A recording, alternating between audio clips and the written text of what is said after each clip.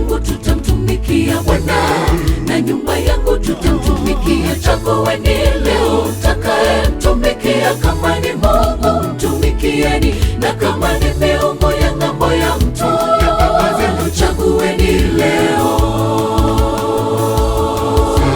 Mimi na nyumba yangu tutamtumikia Bwana, na nyumba yangu tutamtumikia. Chagueni leo mtakayemtumikia. Kama ni Mungu mtumikieni, na kama ni miungu ya ng'ambo ya mto, chagueni leo.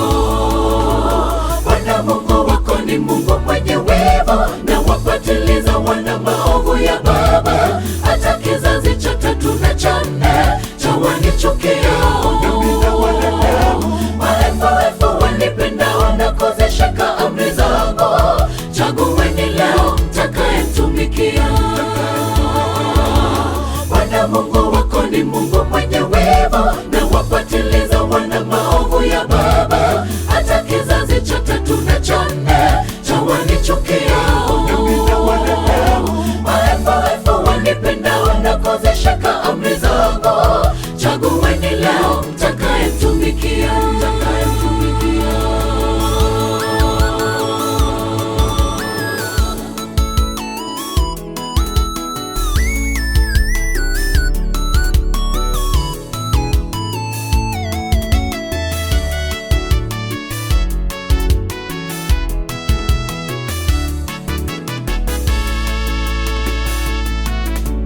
Hili ndilo jaribu la siku za mwisho. Watu watachagua watakayemtumikia, ni Mungu au mwovu. Iwe ni tayari ni siku za mahangaiko, ni mapambano dhidi ya nuru na giza. Mikaeli atatupigania. Hili ndilo jaribu la siku za mwisho. Watu watachagua watakayemtumikia, ni Mungu au mwovu. Iwe ni tayari ni siku za mahangaiko, ni mapambano dhidi ya nuru na giza. Mikaeli atatupigania. Bwana Mungu wako ni Mungu mwenye wivu, na wapatiliza wana maovu ya baba. Hata kizazi cha tatu na cha nne cha wanichukiao, maelfu wanipendao na kuzishika amri zangu. Chagueni leo mtakayemtumikia.